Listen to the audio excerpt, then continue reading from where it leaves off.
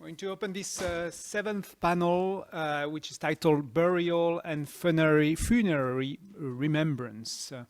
And I'm Thomas Lacroix, as you already know. And so today we've got three speakers, and we are going to start with Yumna Masarwa, who is going to present some papers she co-wrote with Osman Balkan. Osman could not make it today. Osman, you're going to present him a little bit more, but he's a visiting assistant professor of political science at Swarthmore College. And yourself, Yumna, as already everybody already know, you are an art historian, and you are associate professor and the director of the School of Art at the American College of the Mediterranean and at the Institute for American Universities in Aix-en-Provence. And you teach art history, and as your research is mostly focused on the influence of Islamic art on the European art. And more recently, you started a research on in the Mediterranean city of Marseille, focusing on burial and body repatriation among Algerians, the Muslim tombs in French universities. So you're going to present a paper titled today, The Transnational Afterlives of European Muslims. Merci Thomas. Thanks Thomas. Hi everyone. This talk is based on an article I co-authored with Osman Balkan under the same title. The paper is forthcoming in the Journal of Comparative Studies of South Asia, Africa, and the Middle East, which is published at the Duke University, and it will be out in December 2021. Converting the article into a talk was a very, very hard and challenging task. Osman works on the Turkish community in Berlin, and Yumna works on the Algerian community in Marseille. It was extremely hard to include everything in today's talk. Therefore, I decided to focus on my research, and I'll be more than happy to take any answers about both researches. My talk is structured as follows. Introduction, research and methodology. What motivates Algerians' decision to be repatriated to Algeria? What motivates Algerians' decision to be buried in France? Conclusion, COVID and the future of Islamic burial in Europe. As Freud once observed, everyone owes a nature a death. Most people, except those who commit suicide, have no control over their own death. They do not know when, where, and how they are going to die. However, many have a say over where and how to be buried or otherwise handled after their death. Such decisions are deeply personal, reflecting, among other things, different ideas about the body, the soul, and the afterlife. They take on an added political valence in post-migratory settings, where racial and religious minorities face systematic barriers to full citizenship and equal social standing. For immigrants and their children, the moment of death is a critical juncture where long-standing questions about the meaning of home and homeland come to the fore. In determining whether to bury their loved ones locally or to repatriate their remains to ancestral soils for burial, families with migratory histories wrestle with a complex set of emotional, cultural, and political questions that reflect their ambivalent status in dominant national imaginaries. At a moment when widespread xenophobia and cultural chauvinism has once again revealed the tenuous nature of political community in many European societies, end-of-life practices offer an arresting and underexplored site to examine the dynamics of inclusion and exclusion. They illustrate how the elusive quest for belonging can follow individuals to the grave. This talk It draws on my ongoing ethnographic and multi-sited field research, which I have been conducting in the city of Marseille, hence after Marseille, since 2018. My immediate case study is the sizable Algerian community of Marseille. It is estimated that a quarter of Marseille's population is Muslim, with Algerians and their descendants constituting the largest Muslim population in France in general and in Marseille in particular, making this Mediterranean city a microcosm for understanding the broader experiences of French Muslims, their relations with the French state, their attitude towards death, and their beliefs about the afterlife. My ethnographic research includes participant observation with Muslim death care workers, undertakers, and female corpse washers, and interviews with bereaved families, consular officials, imams, male corpse washers, and founders of humanitarian associations. However, a big part of my research is dedicated to interviewing first and second generation Algerians about their choice of burial location and about the reasons motivating their decision to repatriate or bury locally. Here are a few funeral homes with whom I work and where I conduct research. I do accompany them to the morgue and to the airport to ship bodies. I go to the offices. And here is the morgue where we wash the bodies.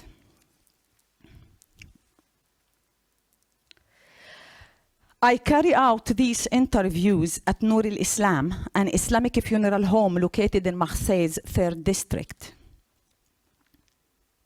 a neighborhood with a high concentration of Muslim residents that is one of the city's poorest area.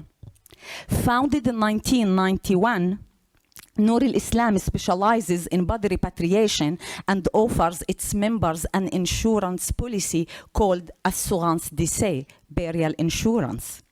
I have been interviewing members who visited the funeral home to renew their insurance policy or to obtain a new one, as well as bereaved families with insurance policies and others who seek out funerary services.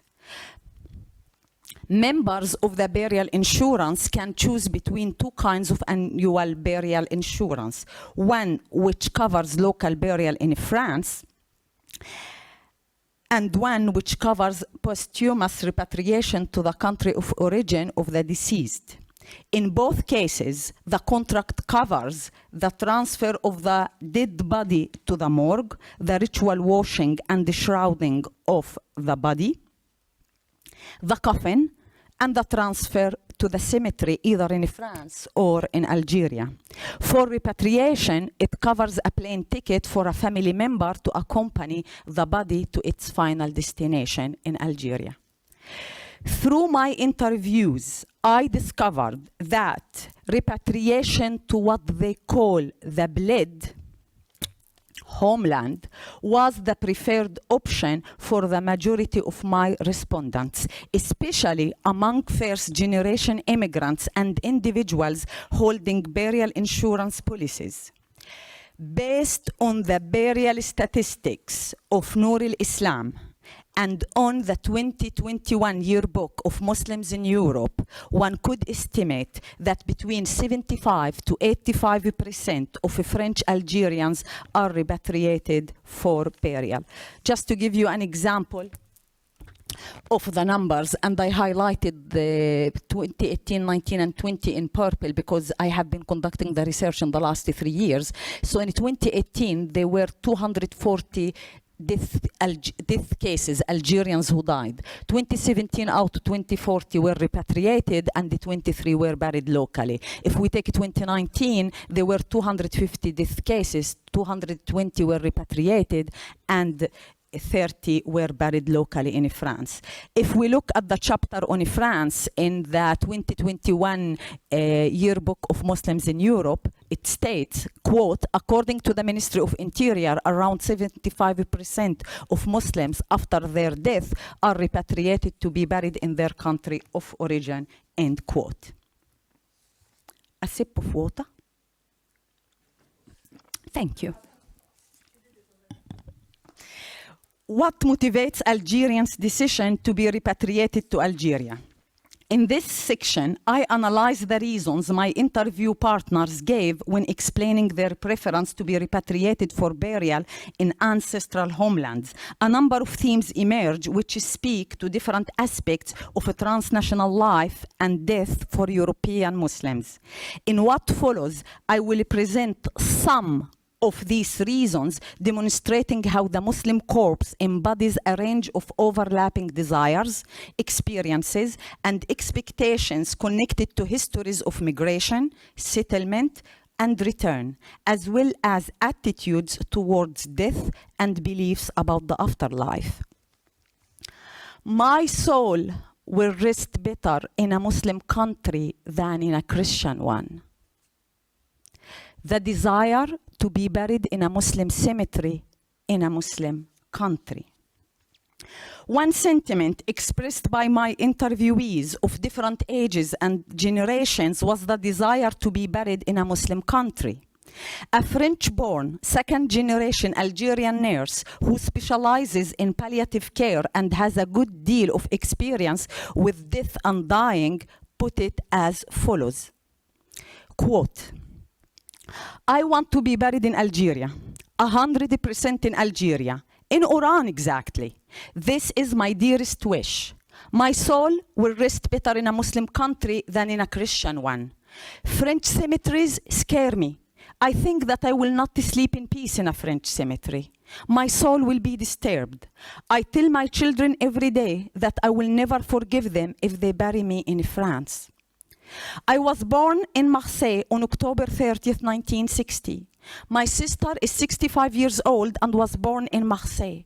My mother arrived in France at the age of 15 and my father at the age of 17. I did my studies and I am a nurse specializing in providing palliative care to terminally ill patients. Believe me, I washed and dressed dead people of all races, of all religions, and of all ages. All of my life, I have considered that death is the same for everyone and that death is equal to everyone. But I was mistaken. And with time, I realized that race is race and religion is religion. The way we Muslims see death is totally different from the way the French see it. There is a gap.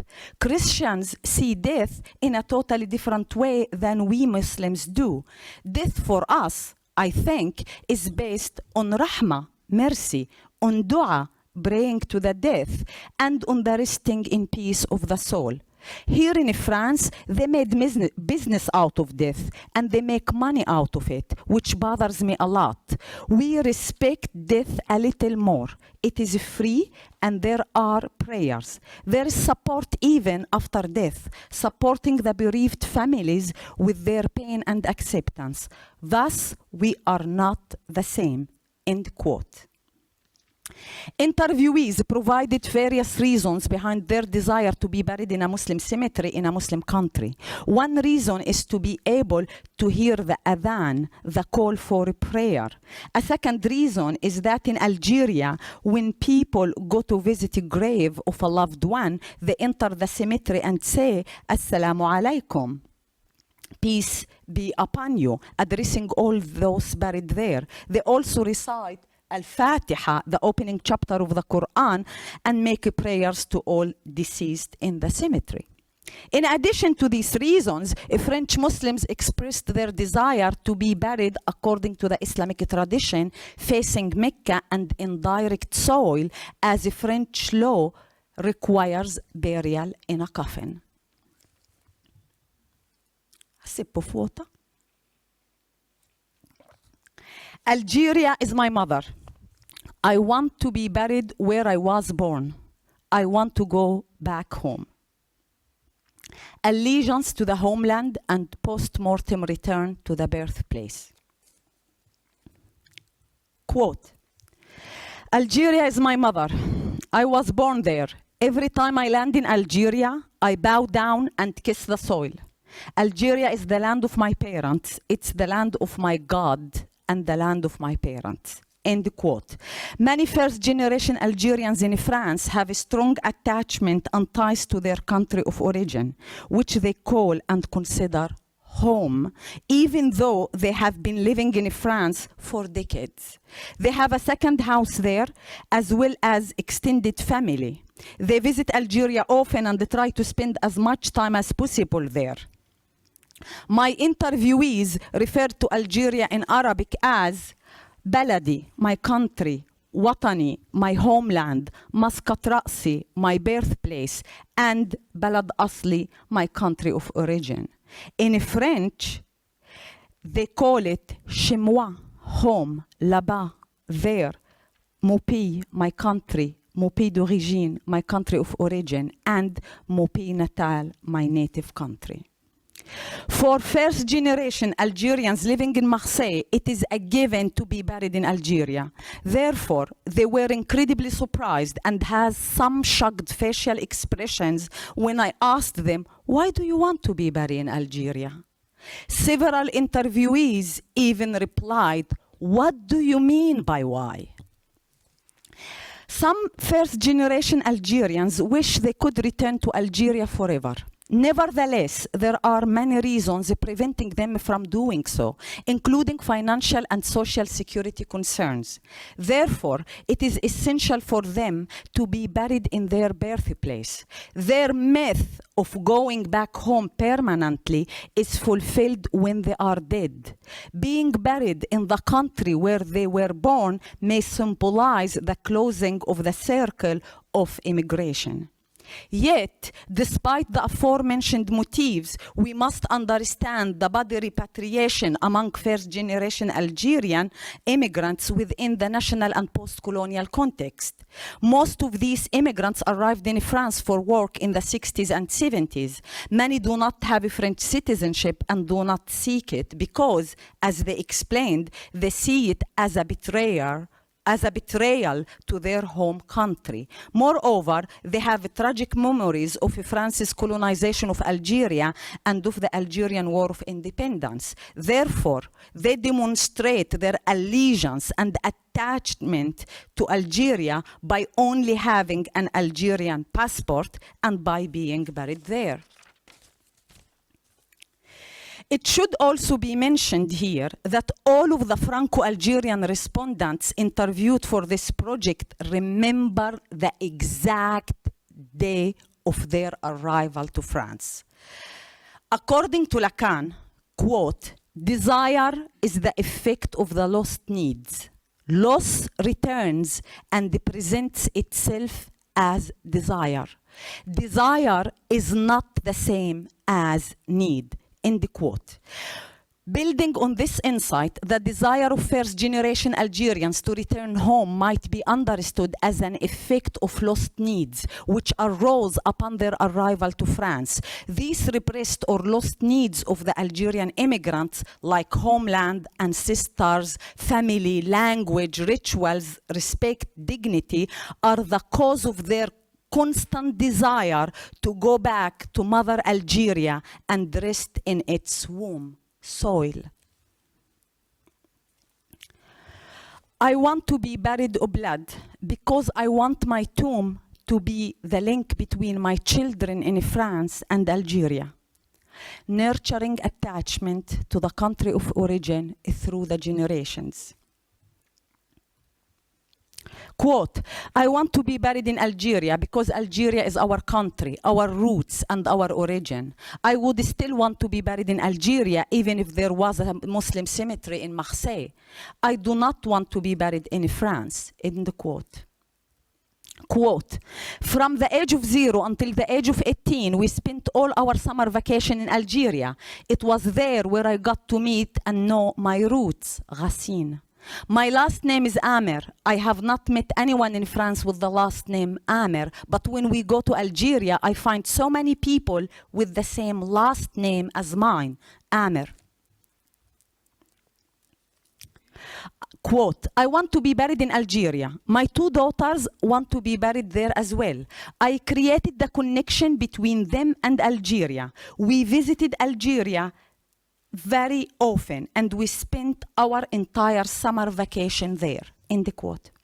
Second generation French Algerians who were born in the 50s, 60s, and 70s are attached to their country of origin because of their parents who took them to Algeria every year on their summer vacation. These French Algerians do the same with their children as their parents did with them. Many of them have a second home in Algeria where they go several times a year to spend the school vacations as a family.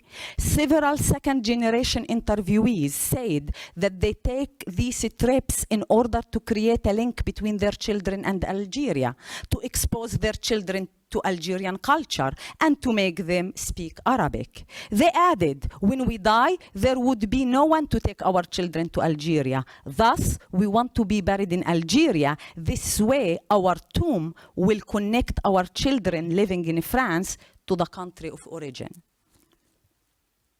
Oh, pardon. They do not like us here. We do not belong here. Identity redefinition among the second generation. Repatriation among the second and third generation, individuals in their 20s and 30s, may be a question of identity redefinition. My interviewees spoke frequently about their impoverished living conditions, experiences with discrimination and social exclusion, and the question of identity. They claim they do not belong here in France and that French society blocks them everywhere.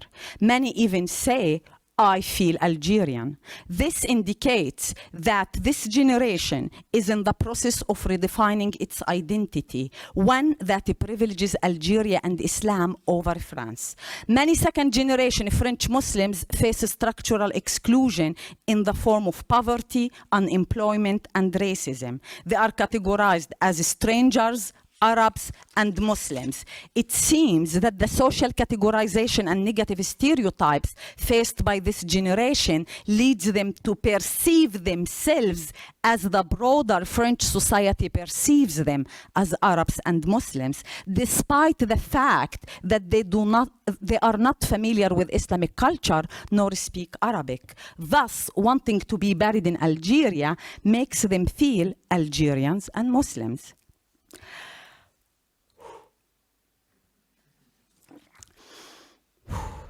Another practice that sheds light on questions of identity redefinition is the repatriation of infants and stillborn babies. In 2018, Noor al-Islam Funeral Home repatriated 12 infants to Algeria. 7 were stillborn, 4 were between 1 and 12 months old, and 1 was 5 years old. On April 15, 2019, I attended the preparation of a stillborn at the morgue at Hôpital Nord in Marseille, before being repatriated to Algeria.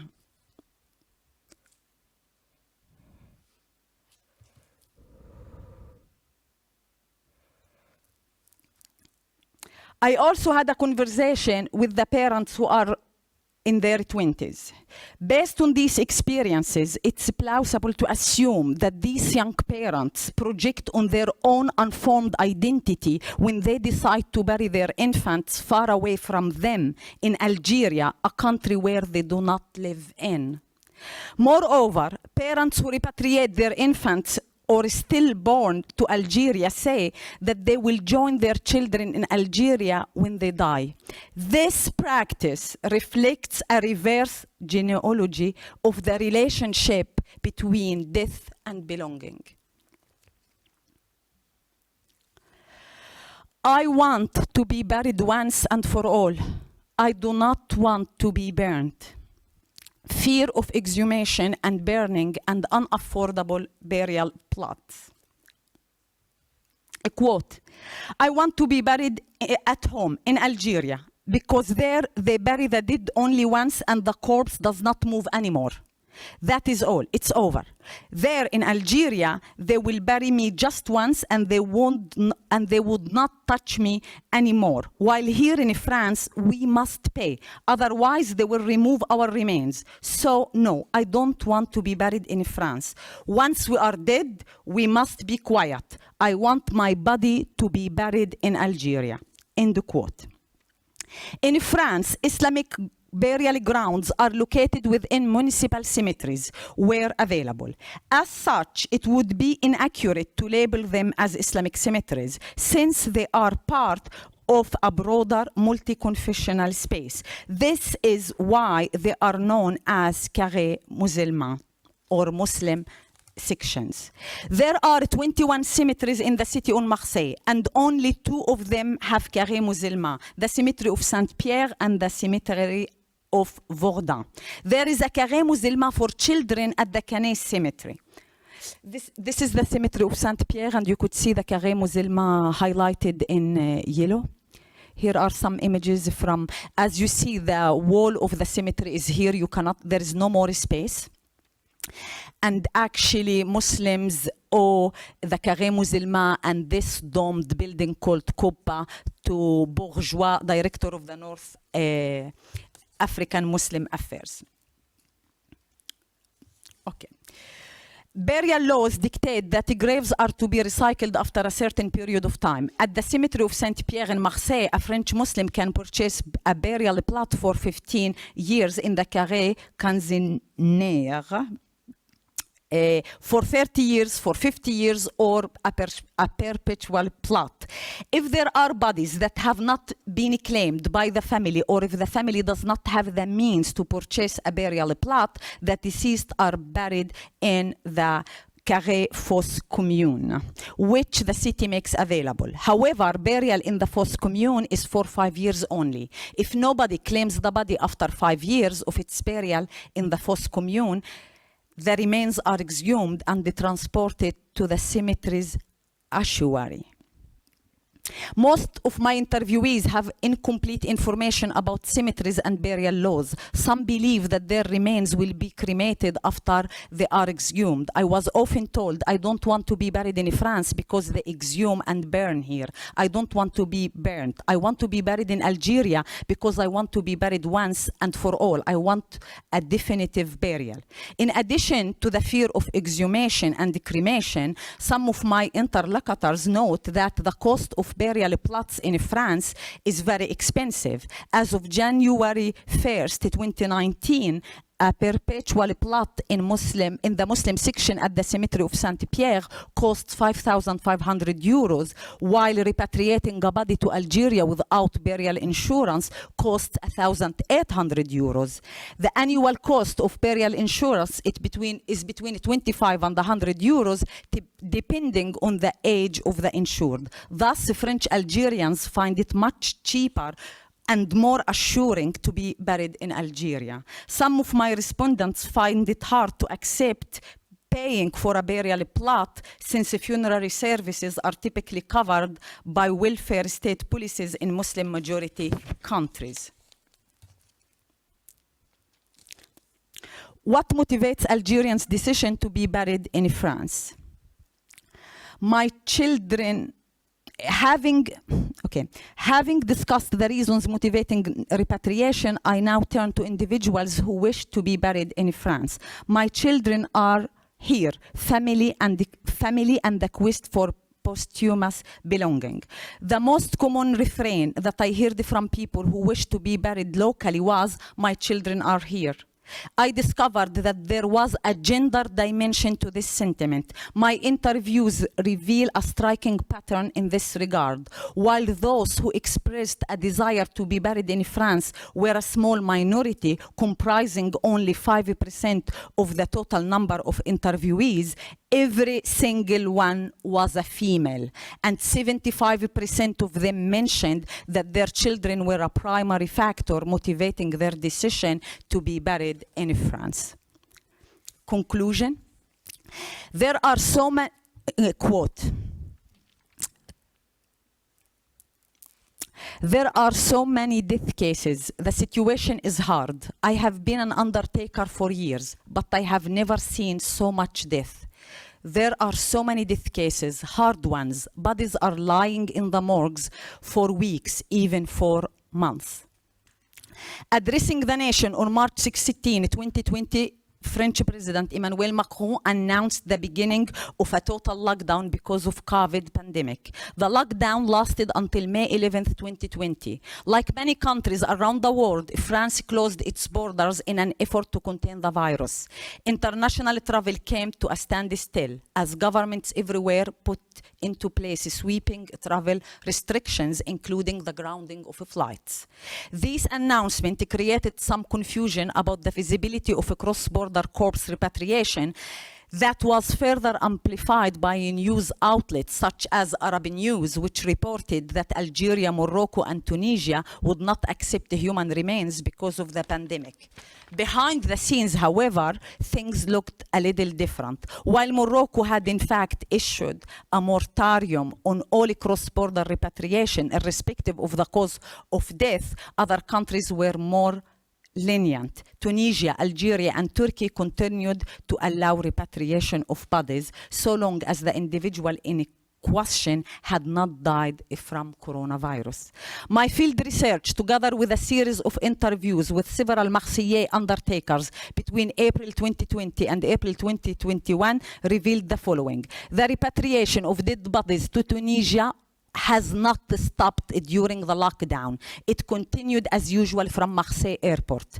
The repatriation of dead bodies from Marseille Airport to Algeria stopped with the lockdown, but lasted until early April, when the repatriation took place twice a week from Lyon and Paris airports via cargo flights. From August 2020, undertakers started also to repatriate the bodies of those who died of COVID to Algeria with cargo flight. From October 2020, undertakers started to repatriate bodies to Morocco from Marseille Airport, and from November, the number of cargo flights repatriating bodies to Algeria increased from 2 to 4 per week. I'm almost done. The press gave special attention to the shortage of burial grounds for Muslims in France. The Association Press reported that according to the president of the French Council for Muslim Religion, in normal times, around 80% of the deceased are buried in their country of origin, and among the 35,000 French cemeteries, only about 600 have dedicated places for Muslim. Responding to this issue, Shamsuddin Hafez, rector of the Grand Mosque of Paris, said that the shortage of Islamic burial grounds has been going on for years, and we are now paying a high price for it. He added, the younger generations want to be totally French. Clearly, willingness to be buried in France is a type of integration. Would the establishment of more spaces for European Muslims to bury their dead change the patterns that I have described above? Would the creation of Islamic burial grounds encourage local burial over repatriation? It is true that the shortage of religiously appropriate burial sections for Muslims in municipal cemeteries is a serious public policy issue with long-term implications. Yet, as my interviews have illustrated, the mere existence of Islamic cemeteries may not be sufficient to address the underlying issues that motivate individuals to undertake posthumous repatriation. So long as French Muslims feel excluded from their society, their corpses will continue crossing borders. Thank you.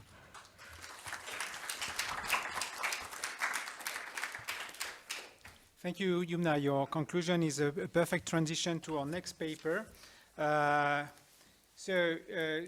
So the speaker is Nada Afiouni, and you are senior lecturer at Le Havre University in Normandy. Yes. And your research focus on cultural pluralism and religious minorities from cross-cultural perspective. And you got a recent research on funerary rituals in the context of migration, and particularly the funerary rituals of Muslim minorities in France and Britain, and Paris and London more specifically. You specialize in public policy, multiculturalism, discrimination, minority death, and citizenship. Nadia Afiouni, the floor is yours. Thank you very much. I just wanted also to add that this specific research is the outcome of the pandemic itself, because traveling to London or to Paris was no longer possible. So that's why I centered my research on the cemeteries of Le Havre.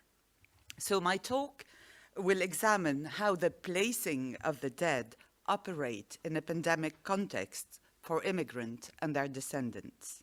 For them, for immigrants, identities and connection to places is multiple and transnational. In a diasporic context, choosing where to bury loved ones is not always a question of choice, and I'm sure Yumna agrees with me. The possible options opened to the family depends on many variables. My initial interest, beyond the specific case of Muslim cemeteries in Le Havre, is to investigate public policies dealing with cultural and religious pluralism. Funerary policies are intertwined, as you also said earlier. Funerary policies are intertwined with broader political discourse on cultural and religious pluralism, identity, and diversity. Today, what I want to address more particularly is the impact of the pandemic on the Muslim funerary sector in the city of Le Havre, Normandy. So my question is, did the pandemic initiate new interaction and development in the funerary sector regarding Muslim burials and Muslim death? Before getting started, a few words on the methodology. In fact, oh no. Well, here we are. So I started 3 sets of interviews with semi-structured interviews with first representatives of the Muslim communities or presidents of Muslim associations, also local imams, and believe me, it wasn't an easy thing getting to them because they refused direct contact, and I had to go through my Muslim students, in fact, to recommend me, and then the imams accepted to have interviews with me, which was perfect for me. And also one very interesting interview was the Muslim chaplain of the hospitals in Le Havre. The second set of interviews was with local authorities, and it was interesting for me to have the official point of view from the city officials, and also the curator of the Bléville Cemetery. Concerning death professionals, this is what I was saying outside during the coffee break, I didn't have time yet to go through the interviews, but it is planned for October. So I also wanted, before getting to the results of the field study, to have a very quick reminder of what is important or what has a direct impact in the French legal framework regarding burial and funerary questions. First, cemeteries are state-run in France, and these are the only types of cemeteries. It's le cimetière municipal. There's no other horizon, in fact. Second, there are no private Muslim cemeteries. It's legally impossible to create private cemeteries, whereas in the United Kingdom it's possible. And legally, there are no obstacles, in fact, to the creation of Muslim sections within the public cemetery, because the laws passed in the early 20th century, les lois sur la laïcité, in fact, they do guarantee individual religious rights meaning that claims can be made in terms of individual rights, but not in terms of group rights. And again, from a legal perspective, there's no obstacle to the creation of those Muslim sections, and there are 3 circulaires from the Home Secretary, one in 1975, so this question of where to bury the Muslims in France was tackled in 1975, then in 1991, and the last one in 2008.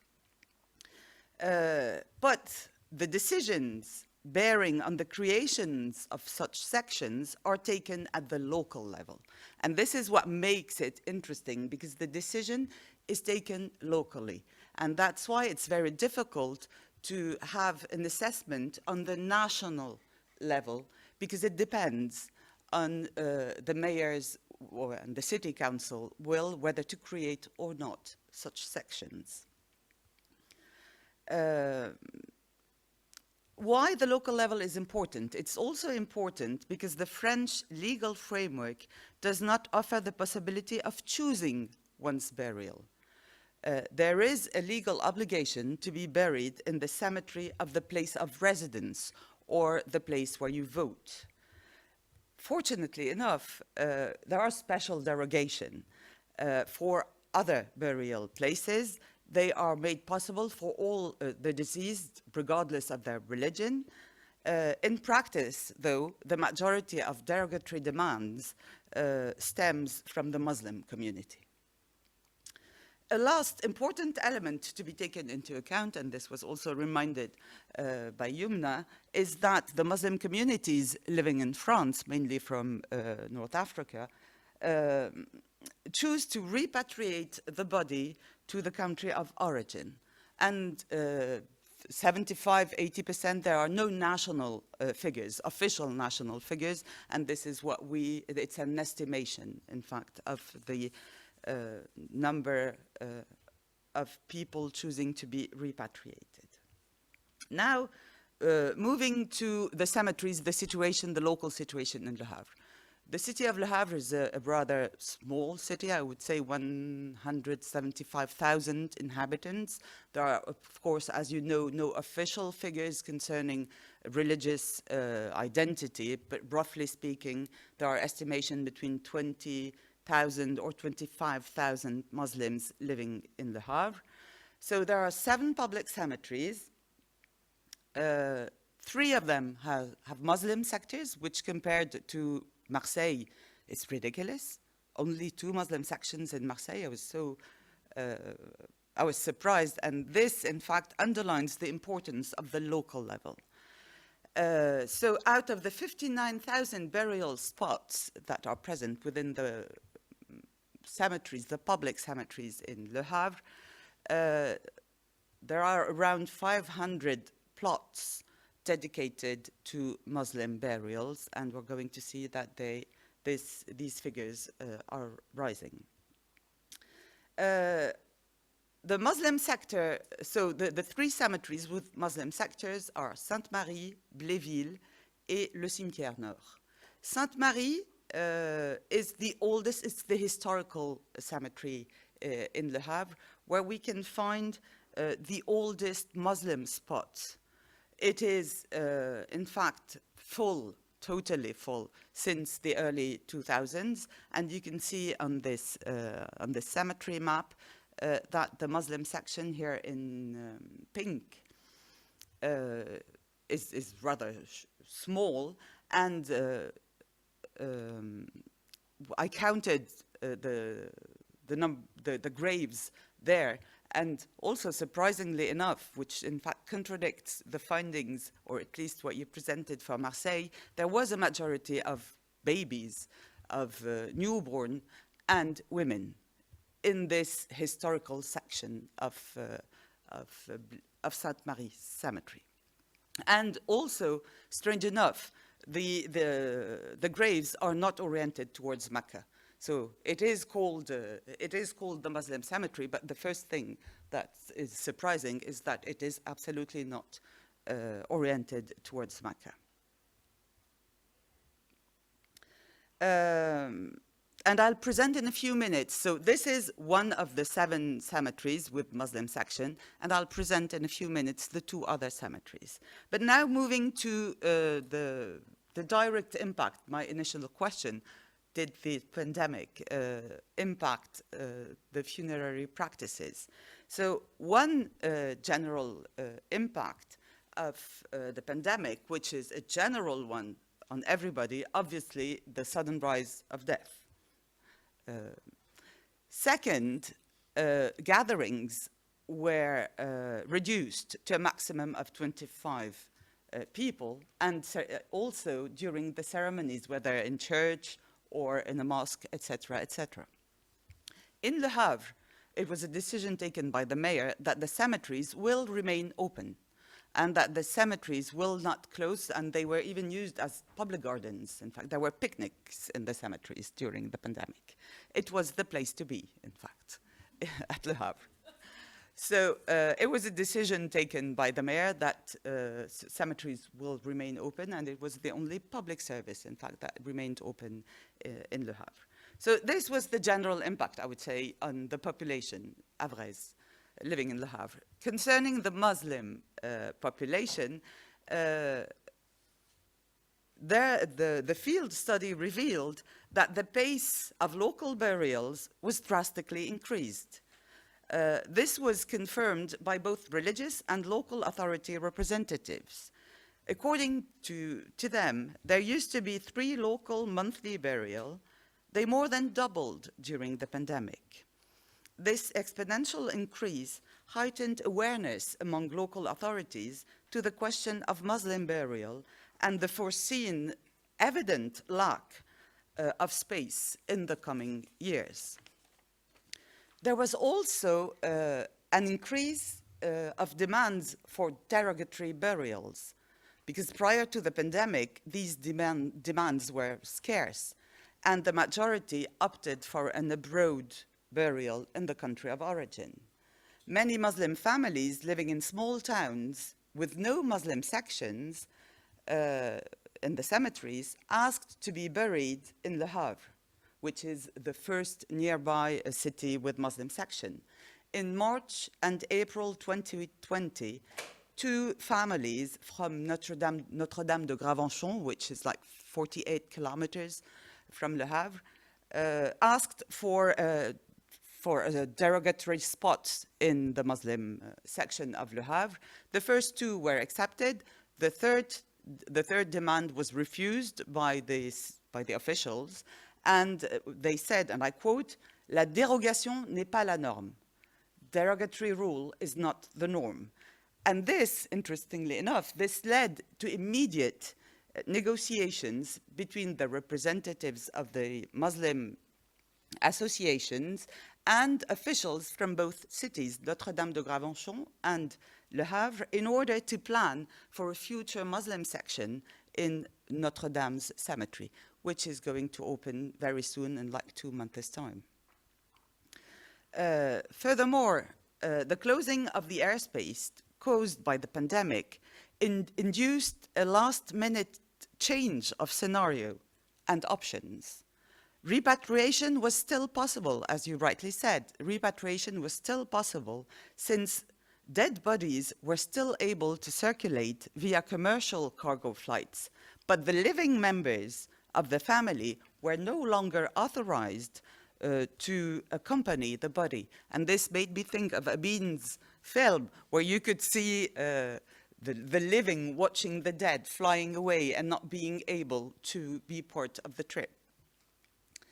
And in fact, what happened is that a tiny minority in Le Havre, 10%, exactly 10% of the deceased were buried temporarily in the city's cemetery. And once the travel ban was removed, exhumation and repatriation was organized. So we could say that only 10% really definitely wanted to be buried elsewhere than in France, because they opted for this, to bury locally, and then when it was possible, to proceed to an exhumation and a repatriation. And another impact also of the pandemic a direct one, is that usually Salat al-Janaza, the prayers for the death prayers, take place at the mosque. And there is big attendance. There's a big attendance because it's cultural and religious. So the ceremonies were delocalized to the cemetery, and there many people showed up too.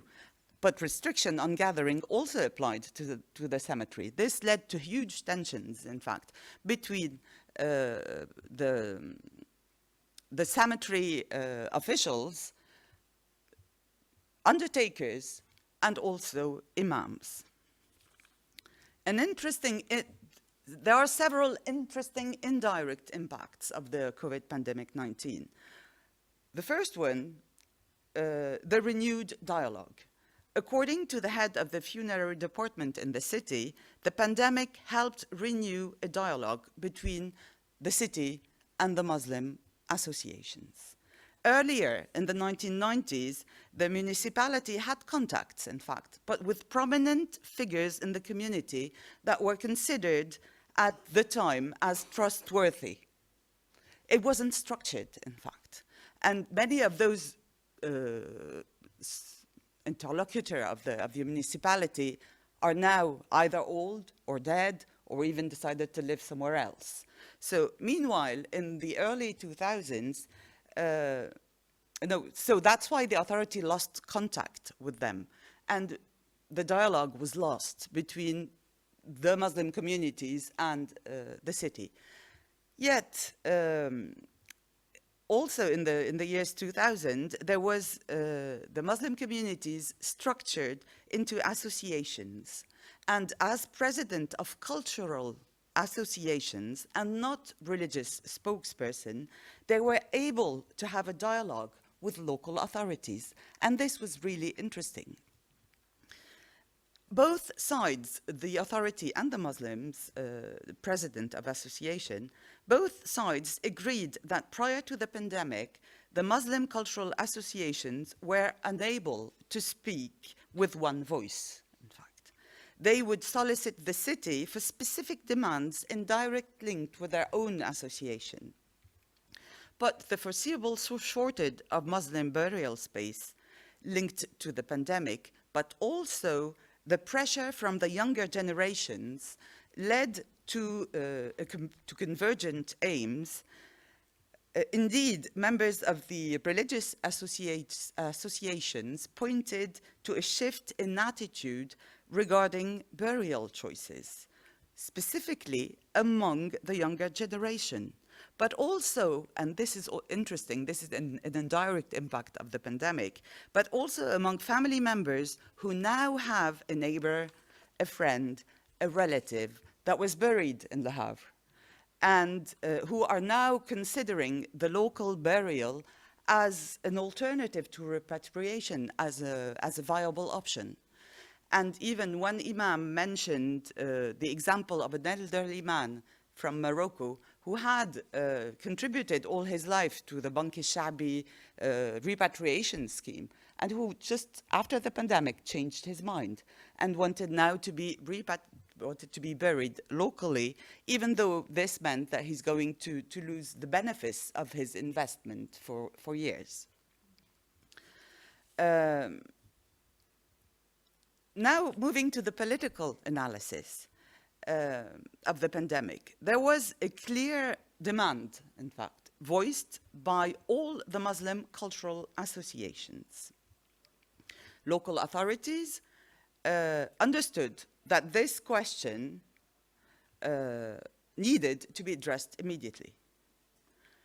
If we look at the figures, we could see, and officials saw this clearly, that the total burials in Le Havre's Muslim sections, in all cemeteries, amounted to 80 burial between 2018 and 2019.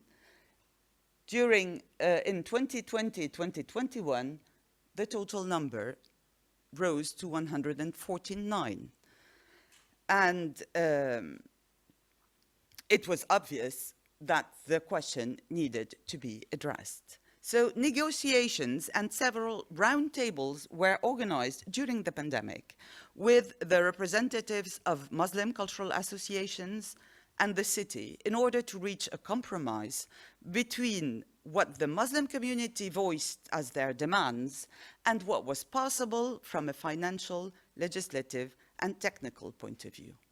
Yet, what I'm going to tell you is that the decision will only take into account political consideration. What the Muslim Association wanted was the extension of the Bléville Cemetery. And here this is the Bléville Cemetery, where you can see in pink the different Muslim sections called divisions, the different divisions within this pluralist cemetery of Muslims. So this is what the Muslim associations wanted, more Muslim sections in the cemetery. And what the city wanted was the creation of a new Muslim sector in a new cemetery, le Cimetière Nord. So even though there was no real obstacle to the extension of the Muslim sector in Bléville Cemetery, they were available, the land was available, perfect. The land was available. The spots, empty spots were here. The decision not to open a new Muslim section was driven by political reasons pertaining to the French fear of communitarianism.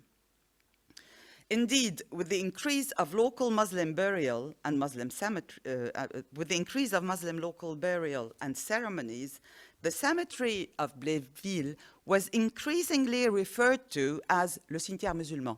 So everybody in the city was giving this nickname to the cimetière of Bléville. It has become the cimetière musulman. The local authorities, eager to maintain cemeteries as neutral spaces in accordance with the universalist approach, in order to have a universal landscape, refused the extension of the Bléville cemetery and offered instead the creation of a new cemetery which previously had no Muslim sections. Of course, the Muslim communities were disappointed, yet now 3 out of 7 of the public cemeteries of the city have Muslim sections, normalizing, according to me, thus, the presence of Muslim sections in public cemeteries and reinforcing equal treatment among all citizens. Coming to my conclusions, we can see clearly how the issues involved in funerary politics link to broader political discourse on cultural pluralism, identity, and diversity. Results from the field study show that the national frames mobilized in France to deal with cultural plurality do have a considerable impact on the funerary landscape and on minority identity formation. Indeed, the cemetery is a fabric of identity, a geographical place where it is possible to redraw the boundaries between the us and them. Evidence from the field tend to show that local authorities' management of cemeteries in Le Havre is willing to make room for the Muslim minorities in the national community of the dead. It is also clear that Muslims and city officials are both aware that the corpse, the dead body, is central to grounding political claims. Thank you.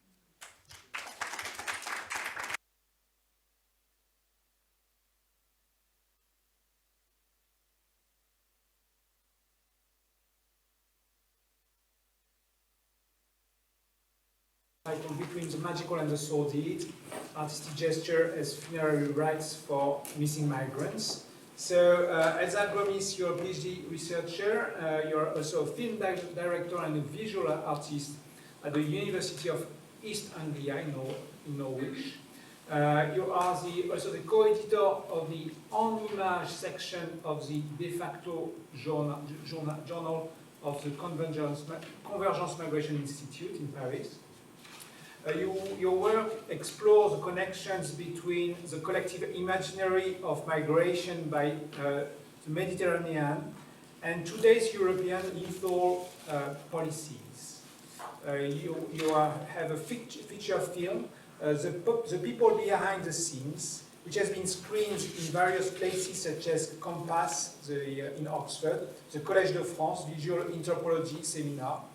And your work has been recently selected for the Bold New Voices in Migration Research Conference at Harvard Immigration Initiative. Elsa, over to you. Thank you very much for this introduction, Thomas. And also thank you very much.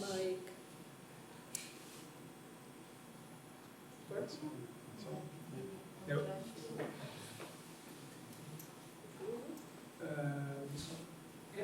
Brilliant.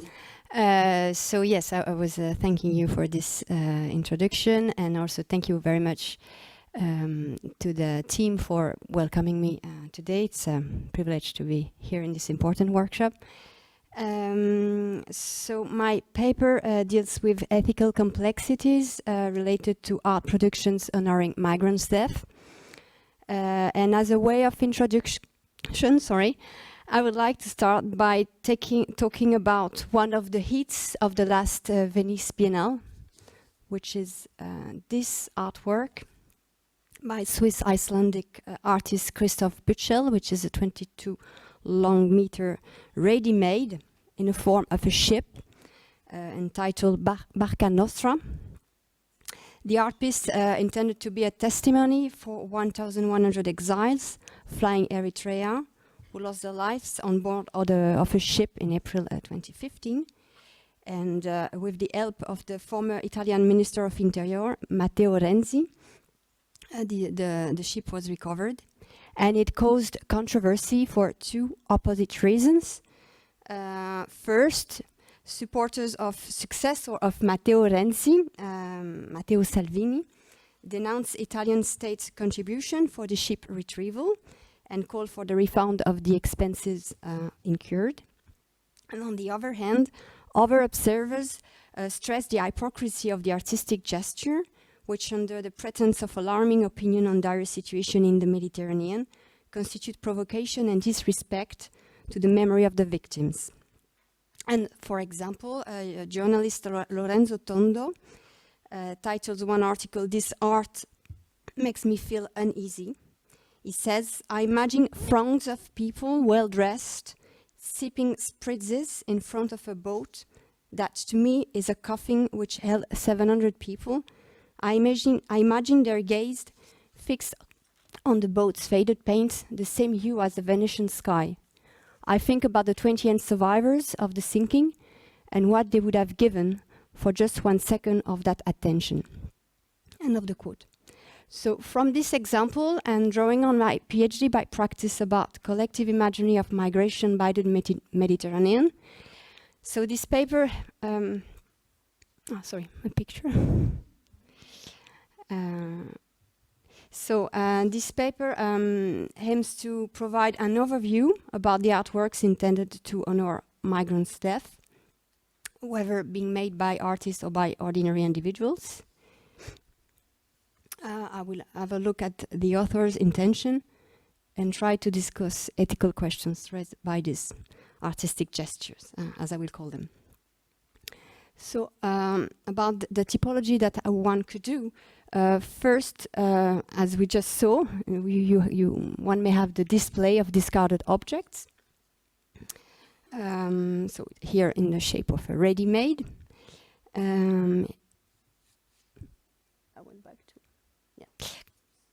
Then here with NGO Open Arms as the hijack of Christopher Columbus statue. So with IYY, with accumulations. So at this point, one can notice that the border between art and activism is blurry. It is difficult to distinguish whether the artwork was made by the artist, by activists, or by other ordinary individuals. The following action is the transformation of discarded object into other objects. And at this point, because it's the last day, I'm the last of the morning, I would like to propose a quiz with you all. So, in your opinion, which one was made by an artist?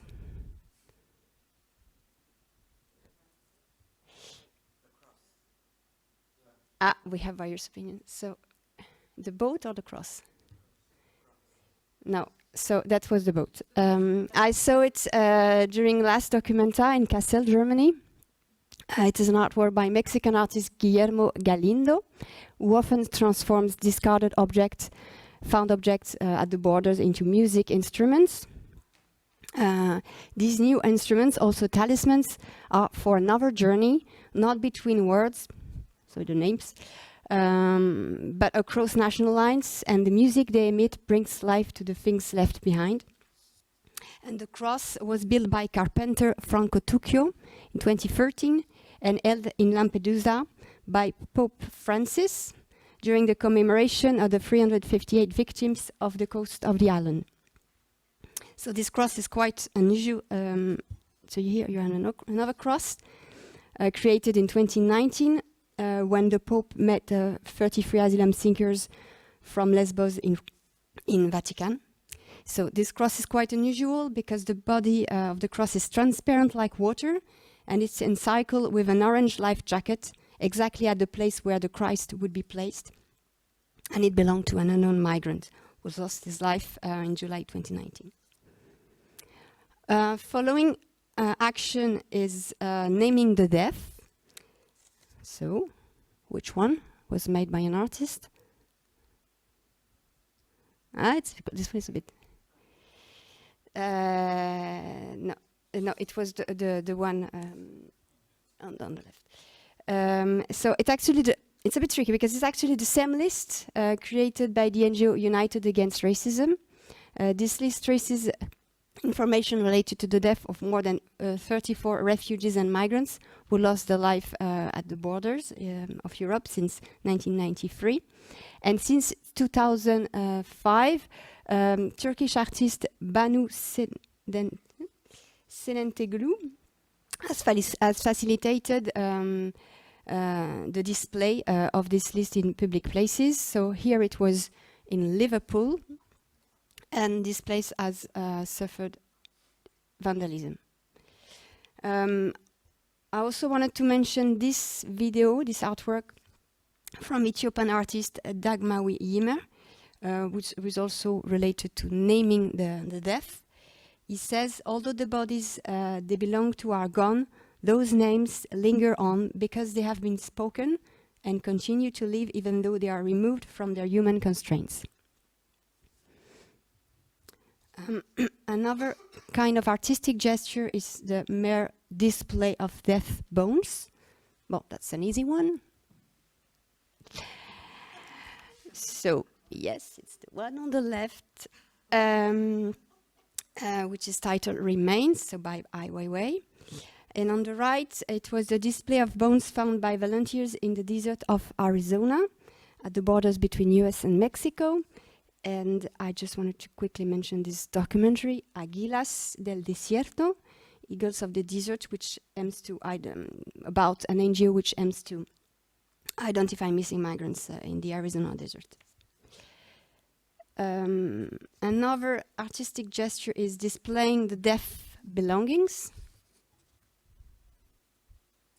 So, which one is originating from an artist? Well, it was that. Sorry? Yeah, the notebook, the one with the... No, it's the one on the left. So actually, it's part of a bigger artwork. No, it's good to try. It's part of a bigger artwork by Colombian artist Erika Dietes. It's called Relicarios. So these boxes that you see, they are made of rubber tripolymer, a glue-like substance which is transparent when submerged. And embedded in these boxes, there are garments and objects that belong to the disappeared, treasured by mothers and other family members like relics. And so relatives of victims travel from various places in Colombia to bequeath these things that would show the world their pain and what they had lost. For the artist, these garments that were in contact with the bodies of the missing are infused with the aura and the smell that carry a sensitive memory. And on the right, it was actually a notebook found by this forensic laboratory in Milano. That and I think this is someone to invite. I don't know. She's brilliant. Caterina Cateno. Cataneo, sorry. Following action is to perform a ritual action. So it was the artist intervention. It's really close. Huh? You have teddy bears. It's the one on the left. So the one on the left is an action by the Center for Political Beauty, German activists. The center, in the website, they explain they took these dead migrants from the EU external borders right to the heart of Europe's mechanism of defense, to the German capital. Those who died of thirst and hunger at our borders on their way to a new life were thus unable to reach the destination of their dreams beyond their death. Together with the victim relatives, we opened inhuman graves, identified and exhumed the bodies, and brought them to Germany, which is close to another kind of action. The following one is to carry out the will of the death. You have the example of this. So this is an artwork. It's called 206411. It's a North African migrant boat, named after the official code given by the Italian customs, where it was sighted close to Lampedusa in 2012, with 36 North African migrants on board. And the following year, British artist Lucy Wood set up on an epic voyage, 4,000 miles, on this boat from Lampedusa to London. And the boat served as a floating art installation displaying many of the belongings abandoned by the migrants on board, and films the artist made with them in Lampedusa. And she also organized sit-ins during the voyage for the public to experience the cramped condition on board. And it was exhibited during this important exhibition I wanted to mention, Things Without Trace, which was at the P21 Gallery in 2019. I will display some more artworks from this exhibition just after. About carry out the will of the deaf, I think there is this artwork which should be shown. It's from Rudolf Paksica. On August 2015, a truck without a driver was found in Austria in a parking lot next to the motorway close to the Hungarian border. And actually 71 corpses were in the truck, mostly refugees from Afghanistan, Syria and Iran, who have been traveling within a refrigerator truck. You have here the artwork. And so in this artwork, Rudolf tried to free them, to liberate them and make some kind of memorial. The last action I recorded, but there are also maybe cartography, this can be discussed. It's the upgrading of discarded objects into artworks. So it's often this notion of recycling. So here, no quiz, they are all artworks. So the blue one on the bottom is by British artist Maya Ramsey, also curator of the exhibition I was mentioning. She says that there is no need to turn these remains into art. For her, they are powerful enough in themselves. The two other artworks are by Greek artist Calliope Lemos. On the right, it's titled At Crossroads, in connection with the 20th anniversary of the fall of the Berlin Wall. These boats were found on the shores of Greek island Chios. And on the top, it's called Pledges for a Safe Passage. And the boat is covered with votives, each of them carrying the names, dates, and place of birth of migrants. It reminds the artwork we saw yesterday with the labels that migrants that entered illegally in Greece borders. So, if I want to have a quick overview of the author's intentions, So first, obviously, is to denounce, and it's the case of most art pieces dealing with migration. So I won't extend on this. Second, it's to offer a second life to objects related to migrants' journeys. For example, with Ramsey, by sublimating these objects into artworks. Offering a second life by providing another function to these items is highly symbolic when being an object dedicated to the blessing, especially held by the highest religious authority of Catholicism. Or when providing a space for mourning, when this space has been prevented by border regime. As stated by the Center for Political Beauty, the interventions transform piles of corpses into individuals who lost their lives. It transforms refugees into people. This recalls Antigone's spirits of resistance in her quest against human law to offer proper burial to a brother. More widely, I identified that by creating a material space for fixing memories and mourning, these actions allow the grief process to happen.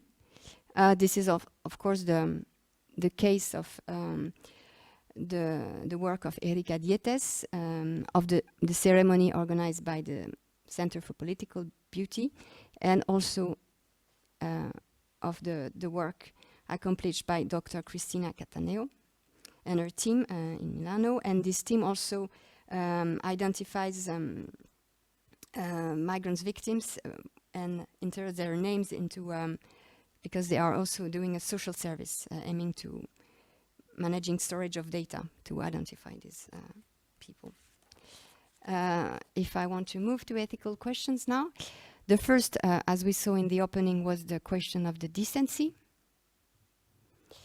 And this attitude can also be attributed to IYY's artworks, who generated more than $4,000 million revenue between 2006 and 2016, and his rating in the art market boosted between 2014 and 2016, at the same time that the migrant crisis, so-called crisis, blew up in the Mediterranean.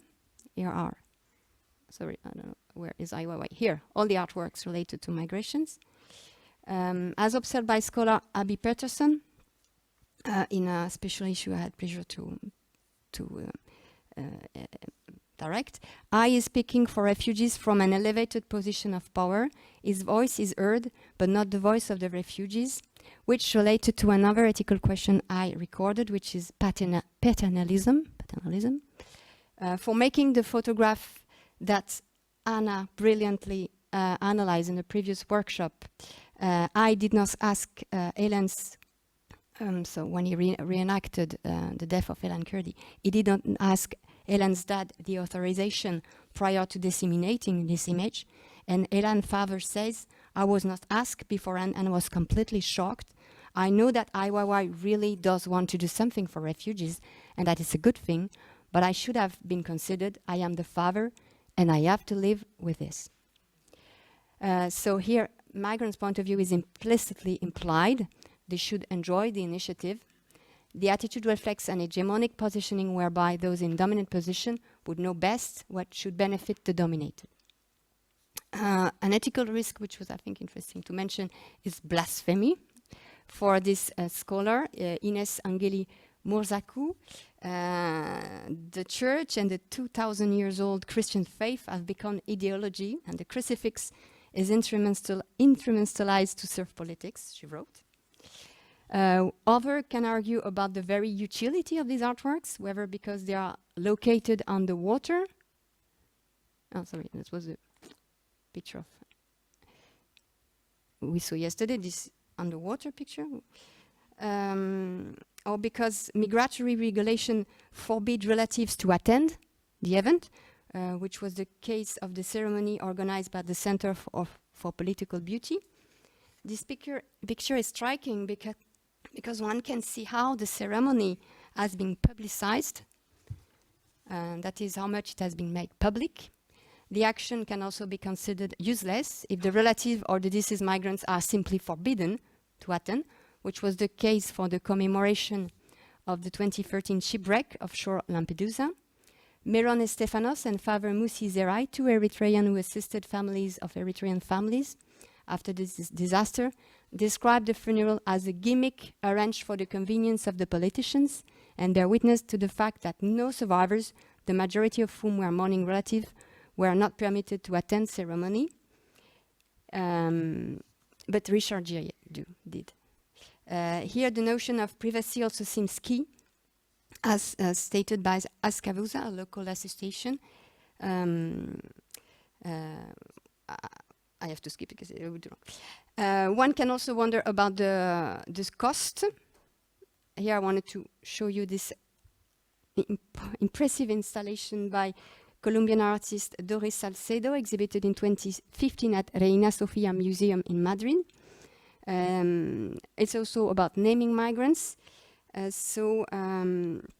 this important monument, each stone slab weighs 800 kilos and was built in the studios of the artist in Bogota and later carried in Madrid. So it's a huge and technically complex installation that took 4 years to complete and involved a team of architects, hydraulic engineer, chemists, and various other assistants. So I sent 2 emails in 2 various departments of Reina Sofia to ask about the cost, and I looked a lot online. I couldn't find, but I believe it's was important price. About the question of the cost, one can mention the final acquisition of Neil McGregor, the former director of British Museum. His last purchase was this cross that we just saw, because the carpenter made several, and the carpenter, so Franco Tuccio, refused to sell it. He wanted to make a donation, so that is also a question that we can raise. 2 days ago, you advised me to go to the cafeteria with my son, and I saw this quotation from John Locke, just here. I'll try to translate it in English. Human knowledge cannot extend beyond one's own experience.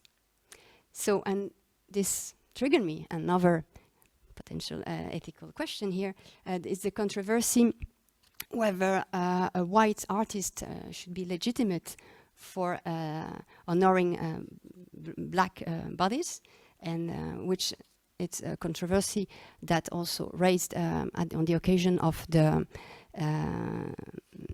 screening of the film of Catherine Bigelow, Detroit. So well, it's not related to migrants, but it's an example of controversy. And if I am asked my opinion, I will follow Michael Rothberg, which was mentioned yesterday by Alan, and follow this notion of implicated subjects, and on the notion of long-distance solidarity, which for me can allow these artworks. And to finish, I would like to quote my friend. Oh, this I won't have time. My friend Rudolf Pakistan. He says, it is the artist's task to visualize invisible things. While press and language are controlled, art is mostly free. While our thinking is framed by narrative schemes and linguistic prohibitions, visuality might flow across the structures of language if things go well. Following psychologist Karim Al-Azali, acts of deprivation of burials, like those perpetrated during the colonial period by France in Algeria, translate in clinical terms into the establishment of blanks in the register of language, name, and history. End of the quote. So if the consequences of the colonial acts, if today's border regime if like the consequences of the colonial acts, today's border regime consequences are processes of raking out the symbolic. Artistic gesture can be reconstruction process of the symbolic. This can happen under the condition of an integral dedication to the victims without repeating the instrumentalization to which they have already been subjected when alive. Thank you very much for your attention.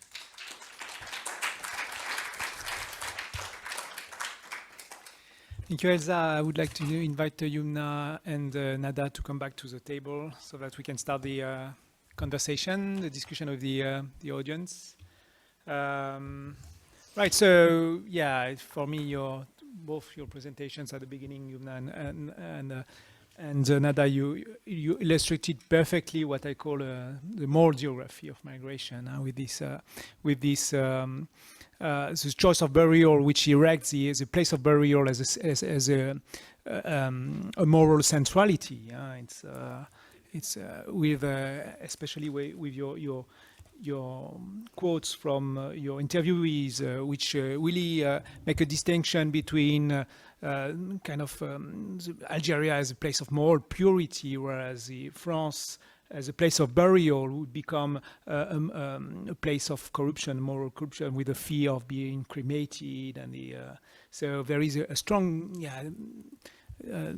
spatial distinction from a moral point of view, which I believe, it's sorry, I'm speaking a little bit from my own perspective, which I believe completely imbues the relations between the migrants and the non-migrants, and between those who have left and those who have remained, and which imbues a moral economy between the people who left and those who did not. And the migrants have a financial capital, but they use this moral geography, the villagers and the relatives, to build up their moral capital. And there is kind of a bargain between trade-off between both, and which is constantly renegotiated. So this moral geography and economy expands far beyond the limit of the choice of burial, and it imbues the whole life and the whole relationships between the migrants and non-migrants. That's my point on it. And Elsa, thank you very much. It's a much needed effort, this categorization of the different art gesture, as you name it, regarding this unritual practices and this trying to revive the memory of the remembrance of those who disappeared. That's I found it extremely useful. Yeah, thank you.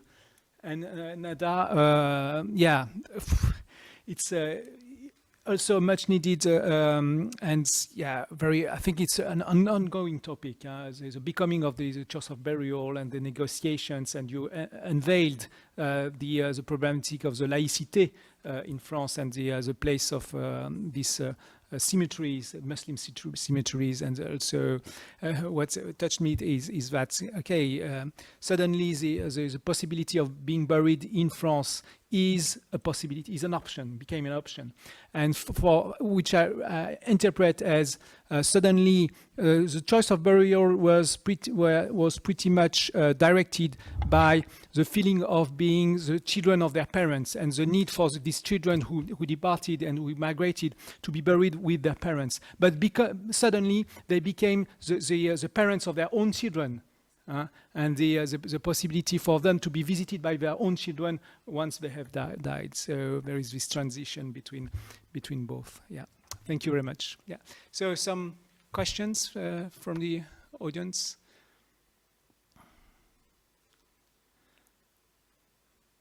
Yeah. Thank you for your three presentations. I had a question that was more related to the two papers on the question of the repatriation of the deceased. Should we say? So I had this question more specifically about the nationality of those who choose to be repatriated. Are they Algerian nationals? Do we have many instances of?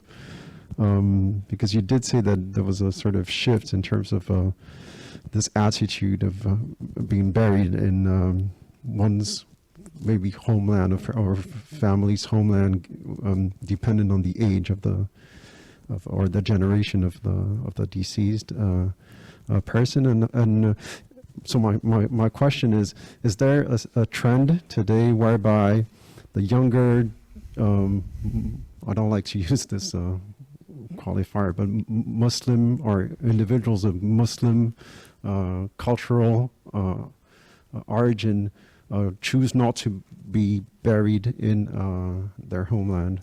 And because you used Muslim in a broad, I would say, of course, because in fact, you only have 20 minutes, of course. And I was wondering if you noted some differences between someone who, well, from Morocco, Algeria, or if there are some specificities that are... I hope my question isn't too confusing. Yeah, sure. Okay, thank you. So first, before directly addressing your question, I did a research field in London before the pandemic, when it was easy to travel. And what I found out in London in 2017, 2018, is that the Muslim communities, and I always use the plural, I don't know if you heard, I always put Muslim communities, because of course there are distinction within what is called the Muslim community. So in London, there was a shift, a change in the trends, in the choice of burial, of the place of burial. Whereas in the 80s, 1980s and 1990s, there were around 75 to 80% of repatriation among the Muslims living in London. In the 21st century, 2017, there was a total reverse of options and choices, and there are around 70% of people choosing to be buried locally. So I don't think the question is whether they were Pakistani or whether they were Bangladeshi or whether... I think it's a relation that is being built within a specific frame between the minorities and the country of origin. And I do look, at least I do look at this question from this perspective, and I don't really go into the details whether this was specific to the Pakistani, let's say about London, or even in France, is it specific to the Algerian, to the Moroccan, or etc., to any other nationality. But of course, as it was said yesterday and even today, there are national specificities, because the Moroccan have this Bank al-Shabi insurance, the Tunisian, their repatriation are being taken care of. It's free, in fact. And there is a specific case for Algeria, for people from Algeria. So I look on this question not from the perspective of the country of origin, but more from the perspective of the potential relationship that is built between the minorities and the nation state. Maybe Yumna can provide an answer. Absolutely, I agree with you, but another factor to add is there is a big difference between what we call first generation who came here as workers and the ones who were born and raised here. Another thing, of course, the paper I went over time, excuse me, Your Highness, Thomas.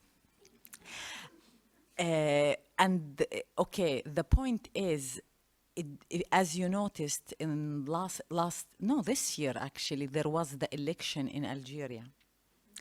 And the president now, when he was a candidate running for presidency, he funded the repatriation of Algerians to Algeria. It was, and then when he won the election, you know, it cost a lot. I don't know who brought, it cost a lot, and Algeria also has a long way to go in terms of administration. It is stopped. So there is a political aspect into it. And another factor, these conseillers funéraires or undertakers, they do play a role as sort of kind of authority. Because sometimes young people come to them, they don't know what to do, and they ask for advice. And of course, there is a business. It's a business, really. There is a business there. So there are many factors, but again, it has nothing to do with nationality. It has to do, as Nada said, the relationship between the minority and the host society.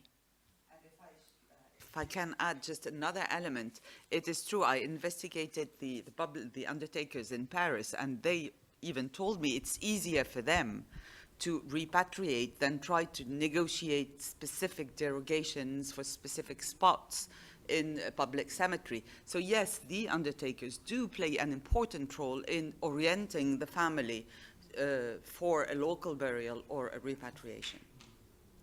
I just want to add something, which was a question. I got. You can't hear me. Yeah, which was because you said it doesn't have anything to do with nationality, but I mean, I know, or I've heard that a certain section of the population are or is, I should say, section is binational. So I do think that this factor, the fact that certain people have two nationalities, obviously should or could, I don't know. I mean, I don't want to be too abrupt, let's say. I mean, that must come into the picture in terms of, you know, what you're talking about, in terms of identity, or in terms of, you know, because you end up drawing conclusions about identification, homeland, etc. So the legal identity, if it's dual, and you have two nationalities, obviously must come into the figures that you're showing us. I mean, that's my hunch, let's say, but I could be wrong. It's I'm more a literary scholar, as you know.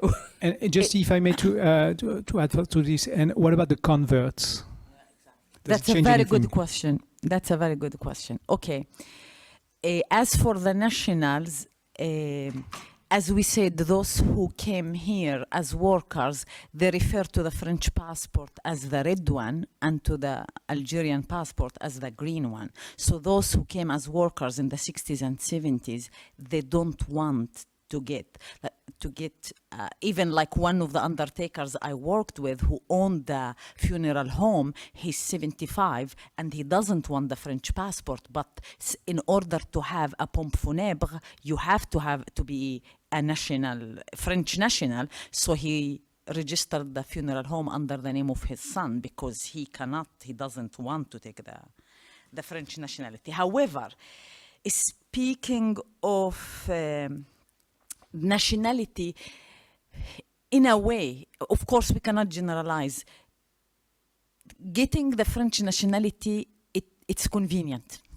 It became more convenient with paperwork, let's face it. So like to tell you whether you feel really French or you're feeling integrated or included based on your nationality is more complicated. Yeah.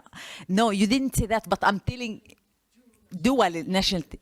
Dual, actually, yeah. Please.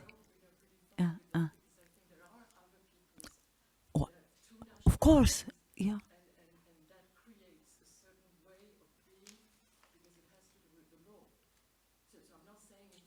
Yeah. No. They have, many of them have the dual nationality because Algeria and France do allow the dual nationality. That's absolute. But like, even if they have the dual nationality, you know, maybe for economic.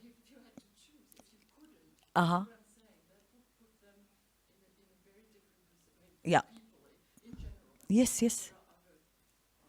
Yeah, absolutely.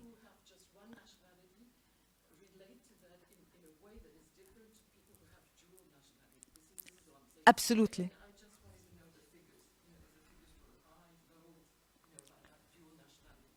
They are high. Of course, as we said, it's more practical and to get they are high. No, and Toma, for the convert, it's extremely interesting. Like recently, there were two cases.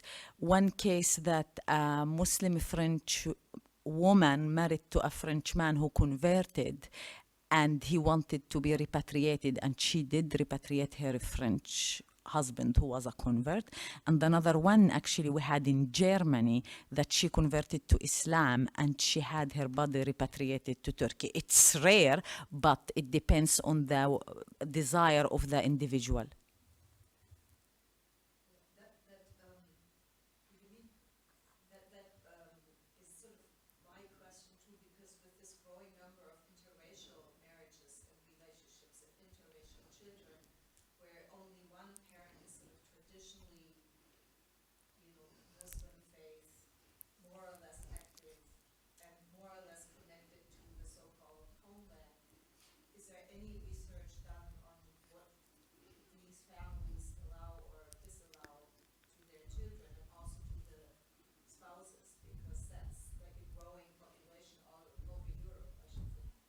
Absolutely. Actually, the practical and the most common solution for mixed marriages is local burial.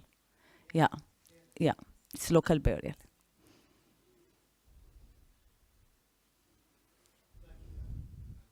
I had a question for Elsa, which is a difficult question, but it's a difficult question for us all. And it's about the pleasure of looking. The pleasure of looking with the pain of the context of the looking. And I was wondering, because you're obviously a filmmaker as well, that the examples you kept showing were beautiful examples of art working within contexts which maybe shouldn't be so problematically beautiful. And I was very struck by the polemical right-wing graffiti over the numbers, which said invaders. And that shows me the context where a lot of people will not be seeing this as a pleasurable, not pleasurable, a mourning which we all need to take part in. And some people will be seeing it in different ways. So it's almost about how an artist can retain a politics when the pleasure of looking kind of can undermine that politics. And it's an impossible question, but I felt that was maybe something that your paper, in a larger form, might be having to answer. So I was wondering if, in an answer, you might be able to go somewhere towards talking about that. Thank you. I'm sorry.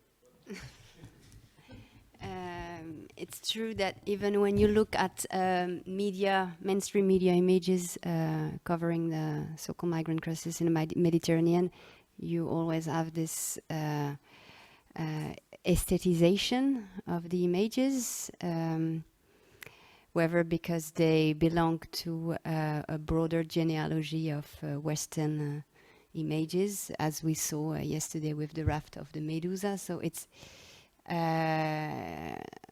I think that our gazes are so much imbued with all what we carry, all the dominant gaze that we were born with, that as soon as we frame something, we are perpetuating our history. So I try to... So, as I was saying yesterday to Justine, when I want to deal with a topic as an artist, my first reaction is to look at what is the existing field. So this is what I try to do here today. And also because I was driven by an incentive given by Bidisha during the last workshop, where she said, oh, maybe we could do one day an exhibition. And I think these are all the questions we have to ask ourselves all together. And about the aestheticization, I don't know. I am also very concerned by the fact that for me there is two regimes of images, one for the Western population and one for the migrant population. When you look at the pictures that people display about themselves on social media, they are really well framed, sometimes retouched. You have all this law apparatus going along in terms of copyrights, in terms of dignity of the human's being. Of course, we all know that the picture of it was not even called Elan, but the little Elan Kurdi won't have been possible if he would have been European. So, and on the other hand, you have this sometimes very difficult images to see, very raw, very reportage-like images. So sometimes I wonder, maybe they deserve also a bit of aesthetization. But of course, the notion of beauty is really personal. Yes, it's And this notion of copyrights, I think, can also be taken really literally. The droit à l'image, it's something we can question. And if you want to carry on discussing about potential exhibition, I don't know, one day, my first reaction when looking at these artworks is to think, they should be held online. I'm sorry for what you said, because I believe research-wise, we have to be held here. But if we want to do something in relations to migrants' death, if we want people, the families, the relatives to be connected because of border regimes, for me, it has to be online. This is going to be online. Hello. Yeah. So, yeah, I'm not censoring really, but I am concerned with this, and I don't know, maybe someone else can help. I don't know. It's an open discussion. It's yeah, over lunch, yeah. All right, so yeah, I will do my job of highness and we put an end to this panel, but we of course can carry on this conversation after with the lunch. Thank you very much.